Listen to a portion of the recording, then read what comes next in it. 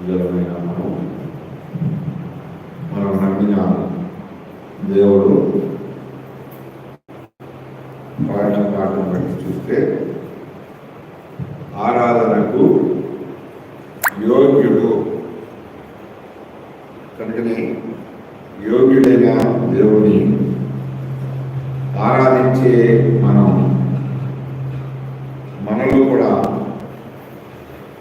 ఏ యోగ్యత ఉన్నది అని దేవుడు మనల్ని ఎన్నుకున్నారు, ఏర్పరచుకున్నారు.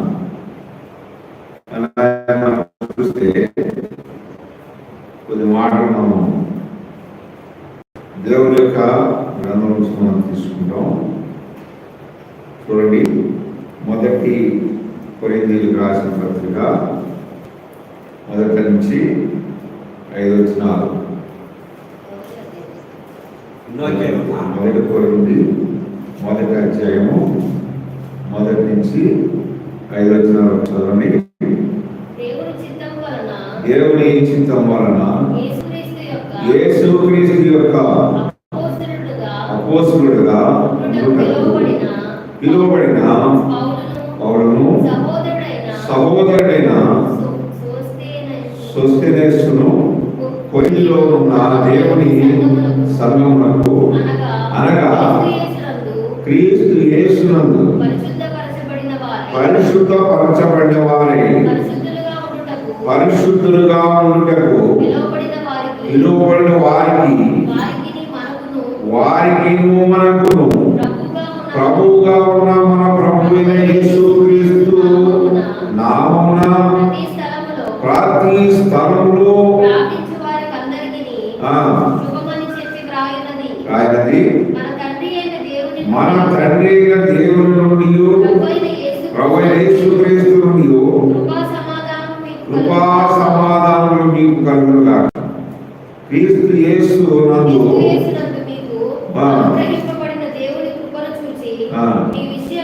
నీ విషయమై చెల్లించుచున్నాను. క్రీస్తును గూర్చిన సాక్ష్యము మీలో స్థిరపరచబడినందున ఆయన యందు మీరు ప్రతి విషయంలోను అనగా సమస్త ఉపదేశములోను సమస్త జ్ఞానంలోను ఐశ్వర్యవంతులైతిరి. కృష్ణుల్లో ప్రేమలు తల్లి వచ్చిన తీసుకురండి, కానీ వారితో మాట్లాడాలి. ఈ బలమైన శక్తిని మా మీదకు మనం ముక్తి ప్రభా మీ ఆత్మశక్తిగా పూర్ణుడుగా చేసి మహిమ తెచ్చుకోమని గర్వం తెచ్చుకోమని ప్రార్థన. లైవ్లో వెళ్తున్న వారితో కూడా మీరు మాట్లాడాలి, కృప చూపించు. వాళ్ళకి ఏమైనా పరం ఏమైనా నేర్చుకోవాలని వచ్చిన వారు ఏమైనా తీసుకున్నాడు ప్రభావం మీరే మాట్లాడితే తప్ప నా వాళ్ళు ఏది కాదు, మాకు ఏమి లేదు. నాయన మీ కృపని గురిపించండి. మీ గొప్ప కార్యాలు మా పట్ల నూతన పరిచయమే వేషధారణ అనేక రీతిగా బ్రతుకుతున్న మనల్ని దేవాది దేవుడు ఆయన శ్రీమంతుడైండి గొప్పవాడైనడి మనందరి కొరకు ఆయన మన అతిక్రమ క్రియల కొరకు ఆయన గాయపరచబడ్డాడని మనం పాడుకోవచ్చు. కనుక మన దోషముల కొరకు ఆయన నలగొట్టబడ్డాడని కూడా పాడాడు. చూడండి, ఇక్కడ చదివిన మాట చూస్తే దేవుడు ఎందుకు మనల్ని పిలిచాడు, ఎలా ఆరాధన చేయాలి అన్నది మనం ఆలోచన చేస్తే దేవునికి ఆరాధించి మనము ఎలాంటి వారై ఉండాలి, ఎలాంటి ఆరాధన దేవుడు ఆగ్రహించేవాడుగా ఉంటాడు అన్నది అపోస్తలుడైన పౌలు భక్తులు రాసి పెట్టిన మాటను బట్టి మనం కొరింథీయులకు రాసిన మొదటి పత్రిక 2వ వచనంలో ఎందుకు పిలిచాడు అంటే దేవాది దేవుడు చూడండి, కొరింథీలో ఉన్న దేవుని సంఘమునకు అనగా క్రీస్తు యేసునందు పరిశుద్ధపరచబడిన వారి పరిశుద్ధులుగా ఉండుటకు పిలువబడిన వారికి అంటున్నాడు. ఇలా ఆరాధన ఎవరు చేస్తారు దేవుని ఎవరు సంతోషపడతారు, దేవుని ఎవరు ఆనందపరచగలరే? పరిశుద్ధులు. అపవిత్రులుగా ఉంటే ఆరాధన చేయగలరా? అపవిత్రులుగా ఉంటే పవిత్రమైన పాట పాడగలరా? అపవిత్రులుగా ఉంటే పవిత్రులైన దేవునితో మాట్లాడగలరా? కనుక నీ దేవునిలో కూర్చోగలరా? ఇప్పుడు రక్షింపబడిన మనము అనేక సార్లు ఇతరులను చూసినప్పుడు, చూడడానికి స్థలాలు చూసినప్పుడు మన మనస్సు ఎంతో బాధపడుతూ ఉంటుంది. వారు ఉండే స్థలంలో మనం ఉండలేము, మనం ఉండే స్థలంలో వాళ్ళు ఉండలేరు. ఆ స్థలాలు ఏంటో మీకు తెలుసు. కనుకని దేవుని పిల్లలమైన మనం దేవాది దేవుడు అంటున్నాడు ఇక్కడ. ప్రభువైన యేసుక్రీస్తు వారి యొక్క చిత్తం ఏంటంటే ప్రతి ఒక్క మనిషి కూడా ఎందుకు పిలుస్తున్నానంటే పరిశుద్ధపరచబడి వారు పరిశుద్ధులుగా ఆరాధిస్తే దానిలో దేవునికి ఎలా ఉంటుందంటే సంతోషం ఉంటుంది. కనుక ఈరోజు చాలా మంది ఏం చేస్తున్నారంటే దేవుని యొక్క ఆరాధనకి వెళ్ళకుండా, దేవుని మాట వినకుండా, దేవుని ఇంటికి అడుగు పెట్టకుండా చాలా మంది ఏం చేస్తున్నారంటే సమయాన్ని తన స్వయానికి వాడుకుంటుంటున్నారు. దేవాది దేవుడు 6 దినాలు ఎందుకు కాచి కాపాడాడు? చూడండి, చాలా మంది మరి ఆదివారం లేదు, ఇంకా మరి శుక్రవారమే ఆదివారం అని చెప్తుంటే ఇప్పుడు మొదలు పెట్టారు ప్రార్థనలు. కనుక ఇప్పుడు అంతకుముందు ఏమైంది? ఆదివారం ఉండేది, ఇప్పుడు లేదని గవర్నమెంట్ చెప్తున్నప్పుడు ఇప్పుడు ఏం చేస్తున్నారు? ఆదివారం ఉండాలి అని ప్రార్థన చేస్తున్నారు. అది ముందే చేస్తే, ముందే దేవుడి దగ్గర మొదలు పెడితే దేవుడు ఏం చేస్తాడు? పైనుండి శాసనాలు మారుతాడు. కనుక ఇక్కడ అంటున్నాడు, మనల్ని ఎందుకు పిలిచాడు అన్నది చూస్తే నేను మనం అందరం కూడా ఈ 2వ వచనంలో అంటున్నాడు. ఏమని అంటున్నాడు? పరిశుద్ధపరచబడిన వారి పరిశుద్ధులుగా ఉండుటకు పిలువబడిన వారిని వారికి అంటే ఎవరు? వారికి మనకు అంటున్నాడు. వారికి అంటే ఎవరు? వారికి అంటే ఎవరు? వారికి మనకు అంటున్నాడు. వారికి మనకి అన్ని మనం అనకూడదు. వారికి అంటే దేవునికి అవసరం ఉన్న వారికి. అక్కడ దేవుడు పిలిచిన వారు, దేవుడు పరిశుద్ధపరిచిన వారు, దేవుడు రక్షించుకున్న వారు, దేవుడు ఎన్నుకున్నవారు, వారికి నీకు తేడా చూపిస్తున్నాడు అక్కడ. కనుక ఎందుకు అంటే పరిశుద్ధులు పొద్దున ఎక్కడుంటారు? పరలోక రాజ్యంలో ఉంటారు. కనుకనే పరలోకంలో ఏముంది? అక్కడ ఏముంది చెప్పండి? పరలోకంలో ఏముంది? ఒక మాట చెప్పాలి. దేవుని రాజ్యం ఏముంది? దేవుని రాజ్యం పిలవడానికి చెప్తాడు. ఏముంది అక్కడ? మన పని ఏముంది అక్కడ? ఆరాధన. ఇక్కడ ఆరాధనే, అక్కడ ఆరాధన. ఇక్కడ ప్రార్థన చేసిన వాడు అక్కడ మోగవాడు, అక్కడ మాట్లాడటానికి వీలు లేదు. అక్కడ ఆరాధన అందరితో పాటు ఆరాధన చేద్దామంటే వాడికి రాదు. ఎందుకు? కారణం ఏంటంటే భూమి మీద నేర్చుకోలేదు కనుక. వాళ్ళు నేర్చుకున్నది ఏంటంటే రేయింబగలో ఒకటే ప్రార్థనే నేర్చుకున్నారు. అందుకని పౌలు గారు అన్నాడు, ఎల్లప్పుడూ కూడా ఏం చేస్తున్నాడు అని అంటున్నాడు. ఇక్కడ చదవండి, దేవుని యొక్క మాట అదే అధ్యాయంలో మనము చదువుతూ వచ్చాము. ఏమని అంటున్నాడంటే పౌలు అపోస్తలులు చెప్తూ ఉంటున్నారు, ఎల్లప్పుడూ దేవునికి ఏం చేస్తున్నారంట? కృతజ్ఞత చెల్లిస్తున్నాడు. ఎందుకు కృతజ్ఞత చెల్లిస్తున్నాడు అన్నది మనం ఆలోచిస్తే, వాళ్ళని రక్షించుకున్నందుకు, దేవుని బిడ్డలుగా వాళ్ళు చేసినందుకు, దేవునికి వాళ్ళు ఎలా ఉండాలని కోరుకుంటున్నాడు అన్నది మనం ఆలోచిస్తే, దేవాది దేవుడు వచ్చే వరకు, లేకపోతే మనము ఈ లోకాన్ని విడిచిపెట్టే వరకు, ఈ లోకం విడిచినాక దేవుని రాజ్యంలో ఎవరు ఉంటారు? ఎవరు ఆయన ముఖదర్శనం చేసుకుంటారు? ఎవరైనా సింహాసనం దగ్గర ఆయన ఆనందపరుస్తారంటే ఒకే ఒక వ్యక్తికి ఇస్తాడు ఛాన్స్. ఎవరంటే పరిశుద్ధుడు. అలా ఉండటానికి నిన్ను పిలిచాడు. అలా ఉండాలని ఎల్లప్పుడూ నేను రక్షించిన వారు దేవునికి సంపాదించిన వారు పరిశుద్ధులుగా ఉన్నందుకు దేవునికి ఏం తీసుకొస్తున్నాడంటే పౌలు గారు అదే అధ్యాయం కింద రాస్తున్నాడు. నేను ఎల్లప్పుడూ అంటున్నాడు, చూడండి ఏమంటున్నాడు, 5వ వచనం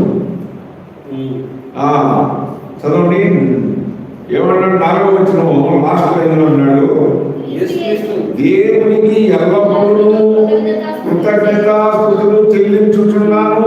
ఎల్లప్పుడు అంటే ఎవరి గురించి చెల్లిస్తున్నాడు, ఎవరి గురించి చెప్తున్నాడు, పరిశుద్ధులు మార్చబడిన వారు. ఆయన చెప్పిన మాట విని మార్చబడిన వారు, వారు దేవుడితో ఉన్నారు కనుక వారి గురించి దేవుని కనపరుస్తున్నాడు. ఎందుకు వాళ్ళు దేవుని మాట విన్నందుకు, దేవుని అంగీకరించినందుకు, పరిశుద్ధులుగా మార్చబడినందుకు దేవునికి మహిమ తీసుకొస్తున్నాడు. కనుకనే ఆయన నేను చెప్పే బాధ విన్నారు, నా మాట విన్నారు, నా మాట ప్రకారం రక్షింపబడ్డారు, నేను లేకపోతే వీళ్ళు రక్షింపబడేవాడు కాదు అని తనంతాను వ్యక్తపరచుకోవట్లేదు, కనపరచుకోవట్లేదు.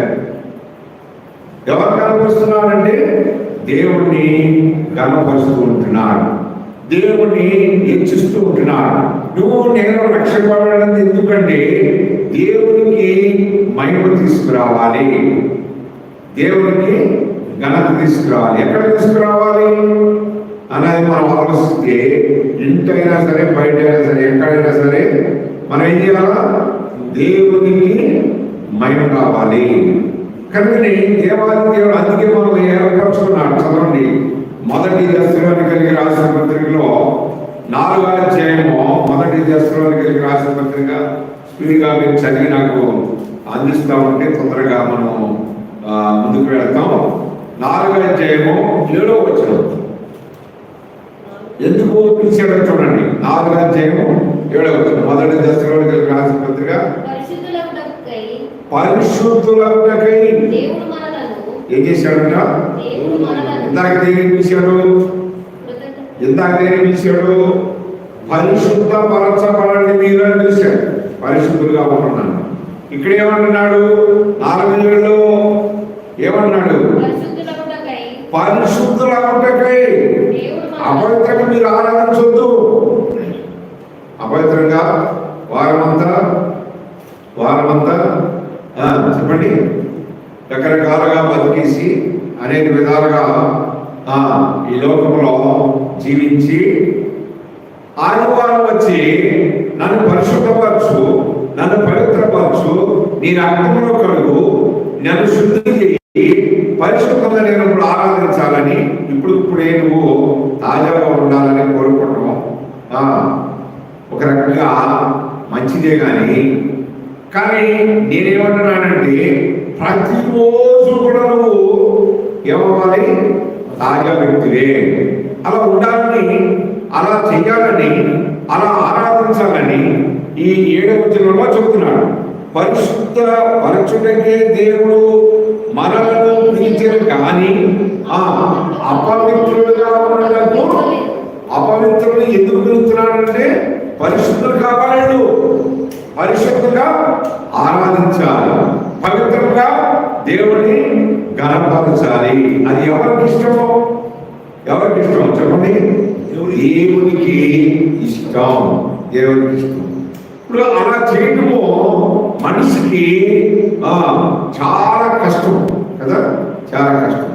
ఎందుకంటే ఎలా ఉంటాము మీరండి, రేపు పగలు సేవలు ఉన్నారు కాబట్టి రాత్రి పగలు దేవుని పాదాల దగ్గర గడుపుతాం. మేము లోకంలోకి వెళ్ళాలి, లోకమంతరితో తిరగాలి అని చాలా చాలా రకాలుగా ఆలోచనలు చెప్తూ ఉంటారు. చూడండి, లోకంలో తిరుగు కానీ లోకంలో తిరగద్దని ఏమంటున్నారు, లోకంలో కలవాలి కానీ లోకంలో ఉన్న వాళ్ళలో ఉన్నది మనం గమనించుకోవద్దు. మనకు ప్రత్యేకమైన జీవితం దేవుడు ఇచ్చాడు, పవిత్రమైన జీవితం మనకి ఇచ్చాడు.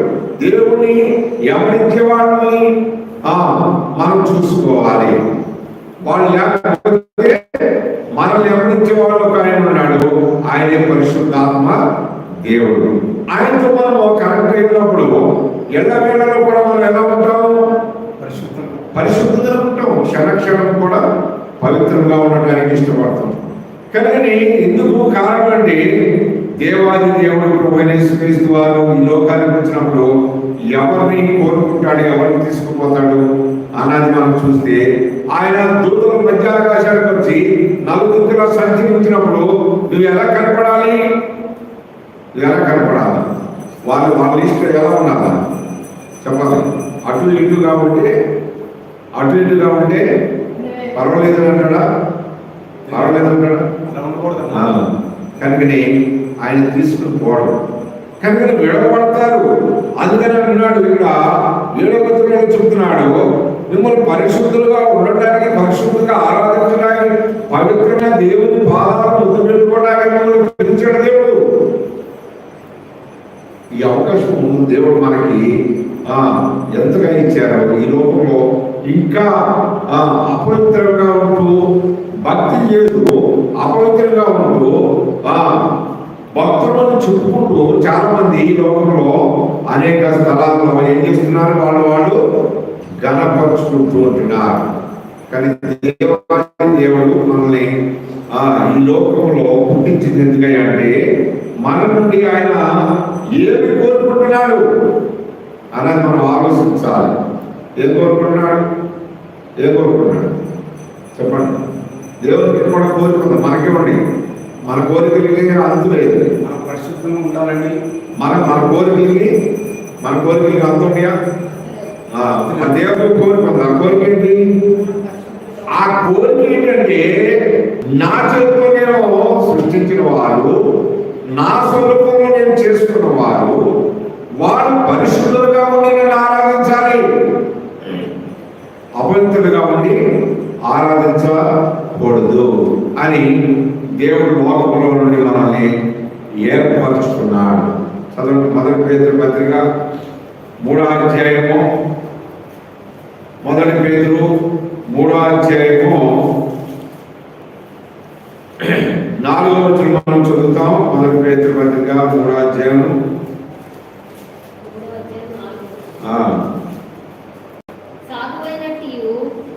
3వ అధ్యాయం 4వ వచనం. సాధువైనట్టు మృదువైనట్టయినా గుణమును అక్షయ అలంకారము గల నీ హృదయము అంతరంగ స్వభావము చూడండి. మన హృదయం ఎలా ఉండాలన్నాడు? నీ హృదయం ఎలా ఉండాలా? ఎలాంటి వ్యక్తిగా ఉండాలి? ఇంకేమన్నాడు? అంతరంగం అంటే లోపల ఉండేది ఒకటి ఉంటుంది మనిషికి, బయటికి మాట్లాడేది ఒకటి ఉంటుంది. అంటే చూడండి, మళ్ళీ అట్లా పెట్టుకుని కూడా ఏం చేస్తూ ఉంటారు? ఏం పాట పాడతారు? ఏందో చెప్పు, ఏం పాట పాడతారు? నీ నిర్ణయాలు 2 తలంపులతో ఎవరికి ఆ పాట? బయట ఒకట మనకా? ఆ పాట పాడేటప్పుడు మనకు అర్థం ఉండాలి కదా, ఉండాలి కదా. అసలు ఈ పాట పాడుతున్నామే, ఈ పాటకు తగ్గట్టు నేను ఉన్నానా, లేకపోతే ఒకే తలంపుతో ఏక మనసుతో ఉన్నానా, దేవుణ్ణి ఆరాధిస్తూ ఉంటున్నానా అన్నది తెలుసుకోకుండా జనాలకి ఆకర్షణగా, జనాలకి ఫలానా సంస్థ అని చెప్పుకోవడానికి, లేకపోతే జనాలకి మాకెంతో శిఖరమని చెప్పుకుంటూ ఆ పాట పాడుతూ ఉంటారు. అనేకసార్లు ఆ పాట ఎత్తినప్పుడు నాకు భయం వస్తుంది. ఎందుకు భయం వస్తుంది చెప్పండి? ఎందుకు భయం వస్తుంది? అలా ఉన్నామా మేము? లేవంటే ఏం చేయాలి మనం? దాని కొరకు ఎన్నో గంటల మనం ఏం చేయాలి? శుద్ధి చేసుకోవాలి, ప్రార్థన చేయాలి. కాదట్లా ట్రైన్ కంటే పాస్తున్నావు కానీ ప్రార్థన చేయాలి. ఏం ప్రార్థన చేయాలి? అసలు పాటకు తగ్గ విషయంలో నేను ఉన్నానా? దేవుని ఆరాధించే విషయంలో నేను ఉన్నానా? కొంతమంది అంటున్నారు, ఏమంటున్నారు? 2 తలంపులతో నువ్వు ఎందుకుంటున్నావు? మిమ్మల్ని కాదు, వాళ్ళు చెబుతున్నారు. నీళ్ళు ఉండేదాన్ని మన ఇతరగా చెబుతున్నారు. నువ్వు 2 తలంపులు పోయినందుకు బ్రదర్ నీ దగ్గర అంటారు. నువ్వు మధ్యకాల సమయంలో మనం అనుకోవాలంటున్నారు. చదువు లేనివాడు ఇంటి లేనివాడు పామరుడు వాడు తెలియని వాళ్ళ వత్తనే కొన్ని మాట వస్తే రాని నాకెందుకు. చూడండి, సృష్టికర్త అయిన దేవుడు అసలు వాళ్ళకి బైబిల్ తెలియదు, కొత్త సంగతి పాత నిబంధనలు కొన్ని విషయాలు తెలియదు. ఎందుకంటే పశువులు కాసుకుని ఉన్నారు, ఏం చేశారు? నరహంతకులు ఉన్నారు, ఏం చేశారు? పశువులు కాసేవాడు దేవునికి పరిచయం చేస్తుంటున్నారు. కాబట్టి ఇప్పుడు ఆ సంగతి దేవుడు చూసుకోవాలని దేవుడు చెప్తాం. ఇప్పుడు ఇక్కడ ఏమంటున్నాడంటే, ఏమన్నాడు ఇక్కడ 3:4 అధ్యాయం 4 వచ్చిన ఏమంటున్నాడు? ఏమన్నాడు? సాధు అంటే సాధువులు సన్యాసులు మనం చూస్తాము. సాధు అంటే ఒకటి చెప్పండి. సాధు అంటే ఇప్పుడు కొంతమంది ఈ సాధువులు కనపడుతూ ఉంటారు, కొంతమంది మనం వాట్సాప్లో పడుతుంటా ఉన్నాం. ఇప్పుడు కొత్తగా నాగ సాధు అని బయలుదేరి అంటే ఆమె ఎలా ఉంది అని చెప్పండి, అన్నీ అలంకరించుకున్నట్టుగా ఫీల్ అవుతుంది. అర్థమైంది మీకు? అంటే ఎట్లా ఉంది ఆ మైండ్, ఎలా ఉంది అక్కడ పూర్తిగా దేవుడికి నేను సమర్పించుకున్నాను అనేది ఆమెలో ఉంది. కానీ చూసిన వాళ్ళకి ఎలా ఉంది? అసహ్యంగా ఉంది. ఇప్పుడు ఇంకా హర్యానా రాజస్థాన్ అరణ్యంలో ఫారెస్ట్లో మనం ఫోన్లో చూశాను నేను. చూస్తే వాళ్ళంతా ఎలా ఉన్నారు? సాధువులు, అంటే ఒకే దేవుని ఆరాధించేవారు, ఒకే మనసు కలిగి, వాళ్ళకి మార్మల్స్ లేదేమో కానీ వాళ్ళు ఎలాంటి మనసుతో ఉన్నారు? అతను నేను మరో షాప్కి వెళ్తే ఆయన అంటున్నాడు, మళ్ళీ పుడితే ఏదైనా సరే మీలో పుట్టాలండి అని అన్నాడు. మాలో పుట్టడం ఏంటా, దేవుళ్ళు పుట్టాలి కానీ అని అన్నాడు. కాదండి, క్రీస్తులో పుడితేనే మంచిదండి. ఎందుకో కారణం ఏంటని అడిగాను కదా. అడిగితే ఆయన అన్నాడు, మీరు చెప్పే ఆ సూతులో ఇది అంటున్నాడు, ఇది చెప్పాడు. అటు వింటుండే మాకు కొన్ని ఫోన్లో వస్తుంది, నేను 4 గంటలు వింటున్నాను, మంచిదే అది చెప్పాడు. ఒక్కొక్కరు చెప్తారండి అసలు మైండ్కి ఎక్కదు, కొంతమంది చెబుతూ ఉంటారు అసలు ఎంతసేపు అప్పుడు అయిపోయిందా అన్నట్టుగా ఉంటుంది అంటున్నాను. చూడండి, మనం ఎలా కోరుకుంటున్నాడు దేవుడు అంటే, ఒక సాధువు ఈ లోకంలో బ్రతికినప్పుడు సాధువుకి ఇంకా వేరే ఆలోచనలు, వేరే తలంపులు, వేరే పిచ్చి పిచ్చి మాటలు కానీ ఎలా ఉంటారంటే వాళ్ళు యాక మనసుతో దేవుని ఆరాధిస్తూ ఉంటారు. ఆయన అన్నాడు, ఆ షాప్ అంటున్నాడు, మీరు చెప్పే ప్రతి మాట కూడా శ్రద్ధగా అయితే అసలు ఈ లోకంలో ఎవరు కూడా సినిమాలు చూడండి, సిగరెట్ తాగడండి, ఎవడు అపవిత్రం వాడు కదా అతనికి రాలేదు. కానీ ఇవన్నీ చెప్తున్నాడు నాకు. సరిగ్గా ఎనకేట తయారవుతున్నాను, కుటుంబాలు నాశనమవుతున్నాయండి, మీరు గట్టిగా ప్రార్థన చేయండి అని అంటున్నాను. చూడు, మాకు ముందు చేశాడు, మంచిదే కాదంట. అన్ని ద్వారా దేవుడు నాతో మాట్లాడాడని నేను సిగ్గుపడ్డాను. ఒక్కొక్కరి ద్వారా మాట్లాడుతుంటాడు, మనం దాన్ని తోసివేయడానికి వెళ్ళేది. ఇప్పుడు మనల్ని ఎలా ఉండాలని పేతురు పత్రికలో చెప్తున్నాడంటే, నువ్వు ఒక సాధువుగా ఆరాధించాలి. వారం మనం వస్తున్నప్పుడు నేనేం చెప్తున్నానంటే, మీకు ఎప్పుడైనా సరే ఒకటే గుర్తుపెట్టుకోండి, దేవుని మందిరంలో ఉన్నప్పుడు మనం ఏదో ఒక ఆలోచనతో మనం ఉండకూడదు, అట్లనే బయటకు వెళ్ళి కూడా ఉండకూడదు. ఈరోజు ఎవరికంటే నీది కాదు, నువ్వు ఏక మనసుతో దేవుడి మాట వినాలని కాదు. సాధువైన వాడు ఏమంటాడు, ఆ పైన నాయకుడు చెప్తున్న మాటలు ఇదే పనిలో ఉంటారు. వాళ్ళు ఏది చెబుతారో అదే చేస్తారని ఇష్టపడుతున్నారు. నిన్ను కూడా అదే కోరుకుంటున్నాడు. ఏమన్నాడు ఒకసారి కూర్చేయండి. ఏమన్నాడు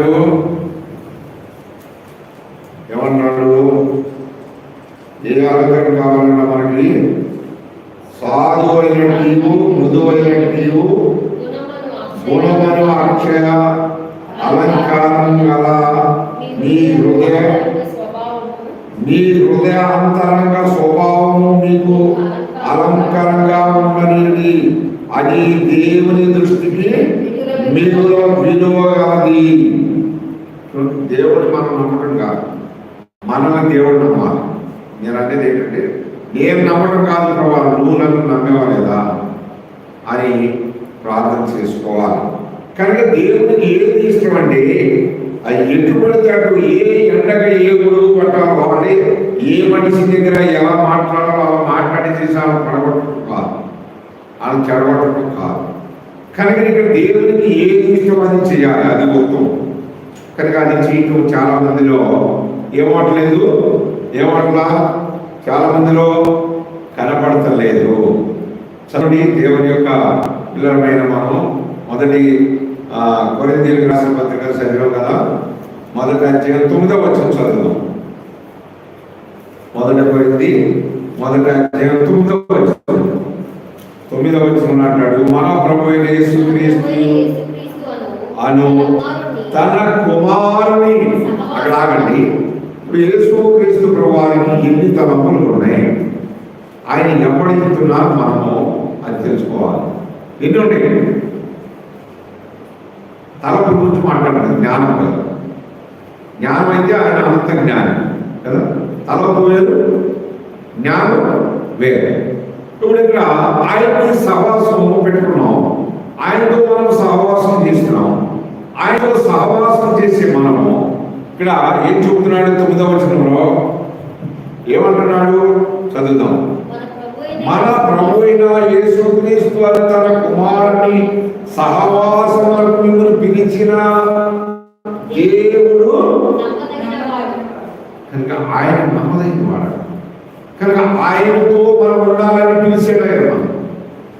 కనుకని దేవుని పిల్లలమైన మనము ఎందుకు పిలవడం జరిగింది? మొదట మనం ఏం చూస్తూ వచ్చాం? మొదట 2వ వచనంలో, అదే అధ్యాయం 2వ వచనంలో ఏం చూసాం? మొదట ఏమన్నాడు పౌలు గారు? పరిశుద్ధపరచబడిన వారే. పరిశుద్ధపరచబడిన వారు కావాలి దేవునికి. తర్వాత ఏం చూసాం? పరిశుద్ధులుగా ఉండటానికి ఎవరి దగ్గర కూర్చుంటాడు ఆయన వచ్చి? ఎందుకని? నీ నోటి నుంచి ఏమైనా కొన్ని మాటలు వస్తాయని ఆయన కోరిక పెట్టుకుని చూస్తూ ఉంటాడు. ఆయన నీ పక్కనే ఉంటాడు, నీకు తెలియదు. ఆ స్పర్శ మాత్రం మీకు అర్థమైంది కానీ మీకు ఆ మిగతా విషయాలు తెలియదు. అంత ప్రార్థన చేసినప్పుడే నీ మైండ్ అంతా ఏమవుతుంది? సైవ్.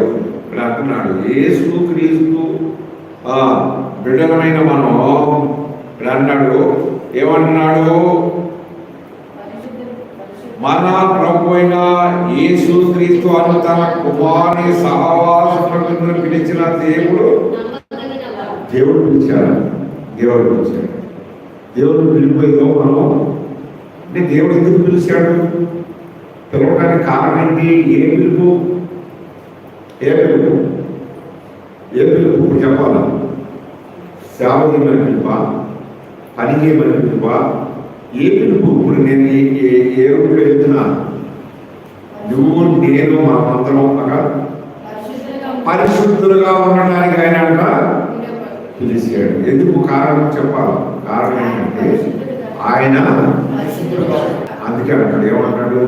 నేను పరిశుద్ధులుగా కనుక మీరు పరిశుద్ధులుగా ఉండండి. ఎవరు పడితే వాళ్ళు ఆరాధన చేస్తే అది వాళ్ళకి ఇష్టం, కానీ అందులో క్రైస్తవులు కూడా ఆరాధించే వాళ్ళు కూడా లోపల 2 రకాలుగా ఉంటే ఆ ఆరాధనలో కూడా దేవుడు ఇంటాడేమో కానీ ఆగ్రహించడం కష్టం. ఇదేది వేరు, ఆగ్రహించేది వేరు. చెప్పు, ఏం చెప్పు. ఎంటమేంటి? ఆరాధించమేంటి? ఆగ్రహించమేంటి? చెప్పాలి, త్వరగా చెప్పాలి. ఎంటమేంటి? ఆగ్రహించమేంటి? చెప్పండి.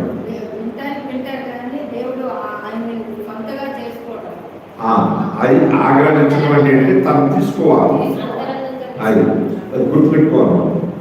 దానికోసం ప్రపంచంలో ప్రార్థన చేయొద్దని అనట్లేదు. ముందు నువ్వు ఎలా ఉండాలంటే దేవుడికి అంటే మేము పరిశుద్ధపరచబడలేదా, మేము బాప్తిసం తీసుకోలేదా, ప్రతి ఆదివారం వర తీసుకోలేదా, మేము ఎలా కనపడుతున్నాం మీకు అన్నట్టుగా చూస్తున్నా. దేవుడు కోరుకునేది ఏమిటి? ఈ పరిశుద్ధత, ఈ పవిత్రత. నేనేమంటున్నానంటే చాలు, ఆయన చూడాలని ఈ కడుపు కూడా చాలు నాకు తెలుసు. మనము దాన్ని ఏమంటారంటే ఆవగింజలో అరపాగం అంతా కూడా అది ఉంటే కొద్దిగా విశ్వాసం మాట్లాడుకున్నది ఆత్మస్తూ ఇంట్లో ఉన్నాను. విశ్వాసం ఉంటే నేను మాట్లాడలేదు. ఇక్కడ లైవ్ అవుతుంది, జాగ్రత్తగా ఉండాలి. చూడండి, పరిశుద్ధత అనేది దేవుడికి మనకి దేవుడికి మనం ఒక్కరు ప్రార్థన చేస్తే భూమి ఏమైపోయింది? గజ గజ గజ గజ వణికింది. ఎవరైనా ఏలియా కదా వణికిపోయి ఏం చేశాడు? ఏలియా పిలుచుకురాని 50 మందిని పంపించాడు. 50 మందిని ఏమన్నాడు ఏలియా? నేను నిజమైన దేవుని సేవకునికి 50 మంది దయచేవాడు కాక. ప్రార్థన కాదు, ఆజ్ఞ జారీ చేశాడు. అంతే, శ్వాసించాడు. ఏమైపోయిన 50 మంది? మళ్ళీ 50 మంది. తర్వాత వచ్చిన వాళ్ళకి అర్థమైంది మామూలు కాదు అని. వచ్చేమన్నారు, సాగిలు పడి నమస్కారం చేసి, అయ్యా మా ప్రాణాన్ని నీకు ఇష్టలుగా సువాను అంటే ఆ పాటలో ఉన్న మనం ఆడలో ఉన్న పరిశుద్ధత చదువుతూ ఉంటున్నాం, ఆడలో ఉన్న పవిత్రత మనం చూస్తూ ఉంటున్నాం. కానీ మనము అంటే దేవుడి బిడ్డలమైన మనము ఎలాంటి పవిత్రతతో ఆరాధిస్తున్నాం అనేది కావాలి. చదవండి, రోమా 8:30 ఫాస్ట్గా చదవాలి. రోమా 8:30 అంటాడు. రోమిలకు రాసిన పత్రిక 8:30 ఇందులో మరియు 8:30 మరియు ఎవరిని ముందుగా నిర్ణయించును వారిని పిలిచెను, ఎవరిని పిలిచెను వారిని నీతిమంతులుగా తీర్చెను. అంటే ఎలా ఉన్నారు పరిశుద్ధులు? నీతిమంతులుగా ఉన్నారు. మనం చదువుతున్నాం, ఏవో చాలా నీతిమంతులు అని చెప్పుకుంటున్నాం. మరి మరి వాళ్ళలో ఉన్న నీతి, వాళ్ళలో ఉన్న పరిశుద్ధత, వాళ్ళలో ఉన్న పవిత్రత, వాళ్ళలో ఉన్న భక్తి అనేది ఎవరు కావాలా? వాళ్ళు ఎవరు? ముందెళ్ళిపోయిన వాళ్ళు ఎవరమ్మా? పేరండి, ముందెళ్ళిపోయిన వాళ్ళు ఎవరు? బైబిల్ వాళ్ళు మన పితరులే, మన ముత్తాతలే. వాళ్ళు చూస్తూ మనము ఎలా వెళ్ళాలి, మనము దేవునికి ఎలా ఉన్నాము, ఎలా ఆరాధిస్తున్నాం. మిమ్మల్ని మీరేం తీసుకోవాలా? ఆరాధనకి రాకముందు ఈ శుద్ధీకరణ కూడికలు ఎందుకు పెడతా ఉంటామంటే, సరి చేసుకోవడానికి శనివారం, శుక్రవారం, గురువారం, మంగళవారం ఎందుకు పెడతామంటే మనం ఏం చేసుకోవడానికి, బలపరచుకోవడానికి, మనం ఏం చేసుకోవడానికి, పవిత్రపరచుకోవడానికి, ఆదివారము సిద్ధపరచుకోవడానికి. ఆదివారం మనం అర్థం వలె దేవుడి దగ్గర ఉండటానికి, అంటే సోమవారం వలె వేరే రకంగా ఉండాలని కాదు కదా. ఇక్కడ అంటున్నాడు, ఎవరిని ముందుగా నిర్ణయించనో వారిని పిలిచెను, ఎవరిని పిలిచెనో వారిని నీతిమంతులుగా చేశాడు. నీతిమంతులుగా ఉండటానికి చేశాడు. మనల్ని ఎందుకు చేశాడు? నీతిమంతుడు ఏమంటాడు? నీతిమంతుడు విశ్వాస మూలముగా ఈ లోకంలో ఏం చేస్తాడంట? జీవిస్తాడు. గలతీయులకు రాసిన పత్రిక 5:13 మనం చూస్తాం. గలతీయులకు రాసిన పత్రిక 5:13 దేవుడు ఎందుకు పిలిచారు? 5:13 అంటాడు, సహోదరులారా మీరు స్వతంత్రులుగా ఉండుటకు పిలువబడితిరి. స్వతంత్రత అంటే పూర్వీకుల కాలంలో, పితల కాలంలో, ఆ పాత నిబంధన కాలంలో మన పితరులు, మన పూర్వీకులు వాళ్ళు వెళ్ళి దేవాలయంలో వెళ్ళి వాళ్ళు మన పట్ల దేవుడికి బలి అర్పించి దేవుడు ఏదైనా బయలుపడితే చెప్తే అది తీసుకుని వచ్చి ఈ భక్తులకు చెబితే ఎన్ని రోజులైనా సరే వాళ్ళు అక్కడే ఉండాలి కదా. ఆ గుడారం కాడే, ఆ మందసం దగ్గరే, ఆ బయట ఆవరణలోనే చిన్న చిన్న గుడాలు వేసుకుని కూర్చోవాలి. ఎందుకు? నా గురించి దేవుడు ఏమి చెప్తాడో అది విని సంతోషపడి వెళ్తారు. కనుక ఇప్పుడు మనము ఈరోజు మేము మీకు డైరెక్ట్గా చెప్పడానికి దేవుడు పెట్టారు. అంటే ఇప్పుడు ఆడకంటే మనకి ఎంత స్వతంత్రత ఇచ్చాడు దేవుడు. అక్కడ అదే 13వ వచనంలో ఏం చెబుతున్నాడు? 13వ వచనంలో అంటున్నాడు కదా, ఏమంటున్నాడు చదవండి. సహోదరులారా మీరు స్వతంత్రంగా ఉండాలి. గలతీ 5:10. అందుకని అంటే మీకు మధ్యవర్తి లేడు, ఇంకా నాకు మధ్యవర్తి లేడు. డైరెక్ట్గా దేవుడు ఏం చేయాలా? మీరు ఎప్పుడైనప్పుడు అంటే నీకు ఎప్పుడు తలకు వస్తే అప్పుడు ఆ తండ్రిని ఆరాధించాలన్నప్పుడు దీనికి టైం ఉందా? టైం లేదు. ప్రార్థన చేయడానికి టైం ఉందా? టైం లేదు. ఇప్పుడు ఎందుకంత ఫ్రీగా మనల్ని ఏర్పరుచుకున్నాడు? ఎందుకు చెప్పండి. దాని యొక్క మర్మం ఏంటంటే దేవుని యొక్క రక్తంలో నువ్వు కడగబడ్డావు కనుక. పాతగత కాలంలో ఆయన రక్తంలో కడగబడిన వాళ్ళు లేరు, ఉన్నారా? లేరు. ఇప్పుడు కొత్త నిబంధనలో వీళ్ళు ఇంకా తగ్గినవారని ప్రభువైన యేసుక్రీస్తు అధికంగా పంపించాడు తండ్రి అయిన దేవుడు. అందుకనే దేవునికి మనం పాడిన మధ్యలో పాట ఏముందంటే ప్రార్థించాడు, దేవునికి మహిమ యుగాయుగములు కలుగునుగాక, దేవునికి ఘనత యుగాయుగములు కలుగునుగాక, దేవునికి స్తుతి యుగాయుగములు కలుగునుగాక అని ఇక్కడ ఎవరికి చెందకూడదు. మాకు కూడా రాకూడదు, మీకు రాకూడదు. మనం అందరం కూడా ఆయన తీసుకురావాలి మహిమ. చదవండి, ఇంకో మాట చదివి మనం ఆరాధన చేసుకున్నాం. త్వరగా చదవండి. మొదటి తిమోతి పత్రిక 6వ అధ్యాయము 12వ వచనం. మొదటి తిమోతి 6:12లో చక్కని మాట చదువుతూ ఉంటున్నారు. 6వ అధ్యాయం 12వ వచనం. విశ్వాస సంబంధమైన మంచి పోరాడము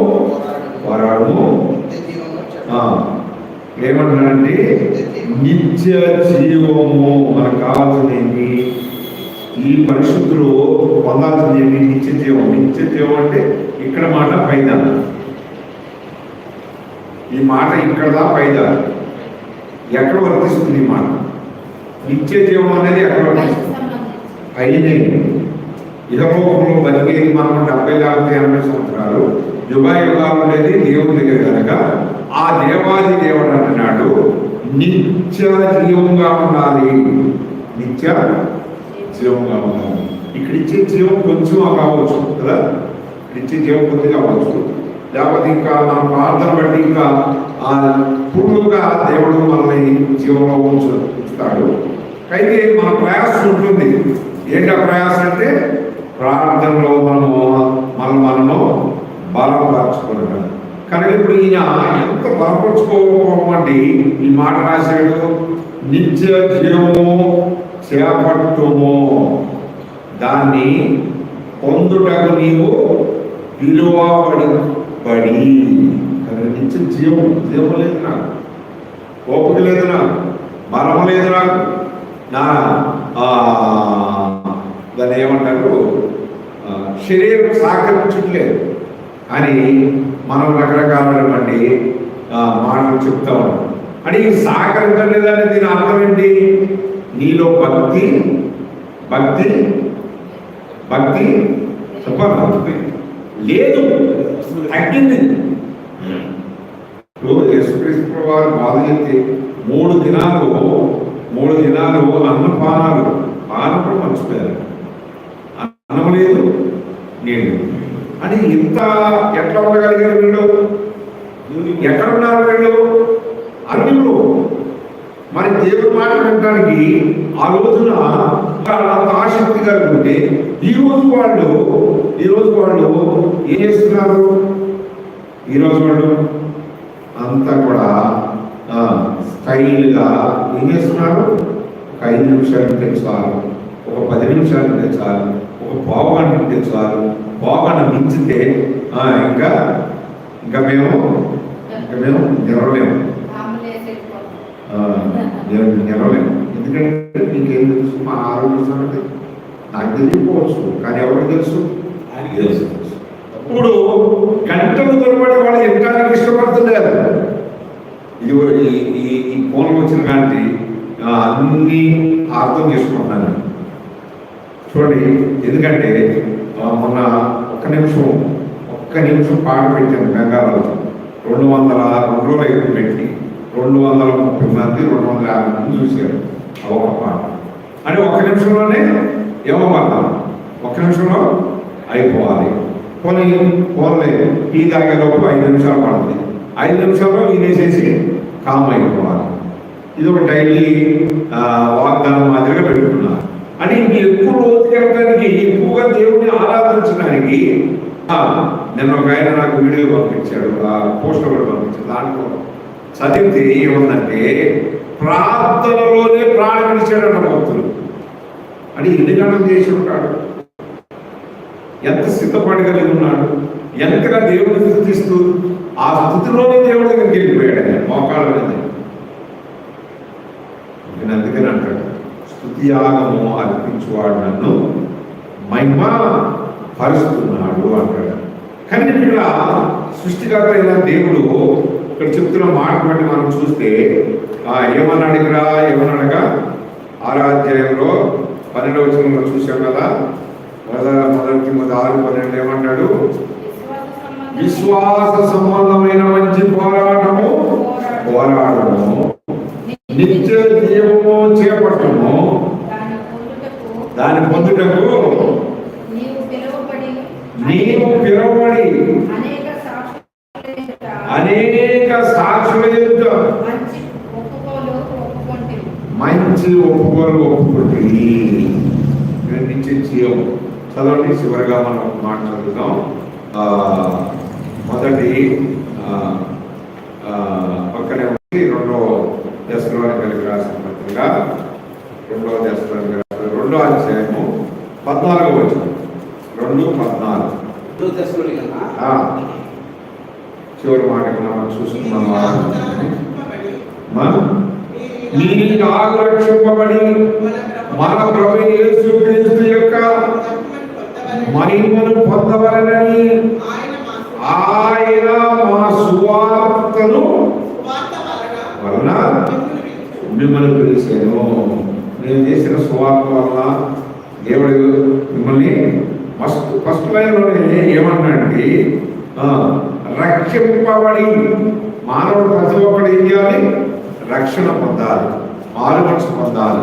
ఇక్కడ కూర్చున్న 10 మంది కావచ్చు.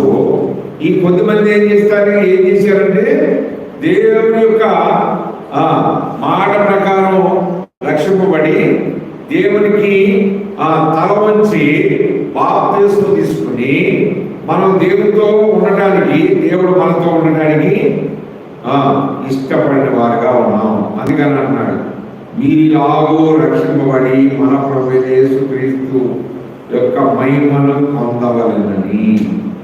మహిమ ఉంది ఆయన దగ్గర. ఆయన ఘనత మన ద్వారా పొందాలనుకుంటున్నాడు. ఆయన మహిమను నీకు ఏం చేయాలనుకున్నాడు? ఇవ్వాలనుకున్నాడు. యెషయా 6 మనం చూస్తే మొదటి మాట అంటాడు. ఏమంటారు? దూతలు అంటారు, ఏమంటాడు? పరిశుద్ధుడు పరిశుద్ధుడు పరిశుద్ధుడు. యుగాలు ఆయనకి ఏం కలగాలనుకుంటున్నాడు? మహిమ కలగాలి, ఆరాధన రావాలి అని ఆరాధించాడు. ఎవరు? దేవాలయం. కనుక ఈ లోకంలో ఉన్న మనుషులు కూడా మనం లేచిన కూడా 6 గంటలకు 5 గంటలకు లేచాం. ఇప్పుడు వరకు ఎన్నో మాటలు మాట్లాడుకుంటాం, ఎన్నో మాటలు మాట్లాడాం. ఎంతసేపు ఆ ఉదయకాల సమయం మరొక రోజు చూసి ఆధిక్యత దాన్ని తినించామని ఎంతమంది ఆరాధించాం? ఎంతమంది ఆరాధన చేశారు చెప్పండి. కనుకనే దేవుని యొక్క పిల్లలమైన ఆదివారం ఆరాధన చేయడమే కాదు, కానీ ప్రతి ప్రార్థనకు ముందు అమలు ఏం నేర్పించారంటే నిన్ను నువ్వు శుద్ధి చేసుకోవడం, తర్వాత దేవుని ఆరాధించడం, నీకు ఏమి కావాలో అది అప్పుడు ప్రార్థన ద్వారా దేవునికి తెలియపరచాలి. 3 విషయాలు ప్రతిదినం నీ జీవితంలో జరగాలి. మొట్టమొదటిగా ఏం చేయాలి? నిన్ను నువ్వు శుద్ధి చేసుకోవాలి. రెండవది దేవుని ఆరాధించాలి. మూడవది నీకు కావాల్సింది ఏందో దేవుడికి చెప్పాలి. అందుకే దేవుడు నిన్ను పిలిచింది. ఎందుకు పిలిచాడంటే ఒకరిని పిల్లల దేవుడు పరిశుద్ధులుగా ఉండలేదు, అపవిత్రంగా ఉండకూడదు కదా. ఎందుకు ఈ లోకంలో పుట్టించినప్పుడు లేని అపవిత్రత తర్వాత ఎందుకు వచ్చిందంటే ఈ లోకంలో ఉన్న పరిస్థితులు అలా చేసేసి మనల్ని. అయినా దేవుడు జాతిపడి ఏం చేశాడు? తన కుమారుడైన యేసుక్రీస్తు వారిని ఈ లోకానికి పంపిస్తారని ఎవరైనా ఊహించారా? యేసుక్రీస్తు ప్రభువారు మట్టి లోకంలో ఈ రోడ్డు మీద తిరుగుతాడు, ఈ కొండలో గుట్టలో అనేక ప్రాంతాలు తిరిగి అనేక రక్షిస్తారని ఎవరైనా ఊహించారా? అది ఎవరు ఊహించారు? ఎవరన్నమాట? తండ్రి అయినా దేవుడు అనుకున్నాడు, ఈ రక్షణ పొందాలంటే నేనే మళ్ళా ఏం చేయాలా? కుమారుడుగా ఈ లోకంలో జన్మించాలి. అంటే మనము జన్మతోనే ఎలాంటి వారు? అపవిత్రులం. అందుకని దేవుని యొక్క బిడ్డలమైన మనం, రక్షింపబడిన మనం గంభీరంగా దేవునికి మనం ఏం చేయాలా? కనపరచాలి. సంఘంలో అందరికీ నిలబడేది చేయాలి. చక్కని ఆరాధన చేసిన 500 మాటలు కాదు, 5 మాటలు శ్రేష్ఠమైన వాక్యం సరక 5 మాటలు తీసుకుంటే దేవుడి మాటలు దీవించాల్సినట్టుగాక మనం ఆరాధన చేసుకుందాం. చేయండి.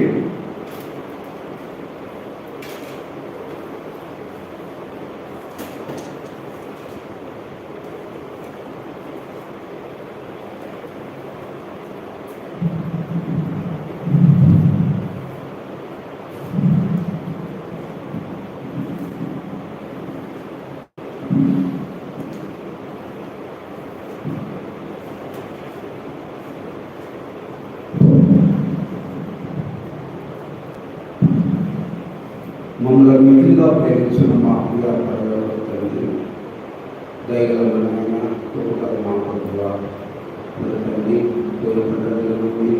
ఈరోజు పండుగలు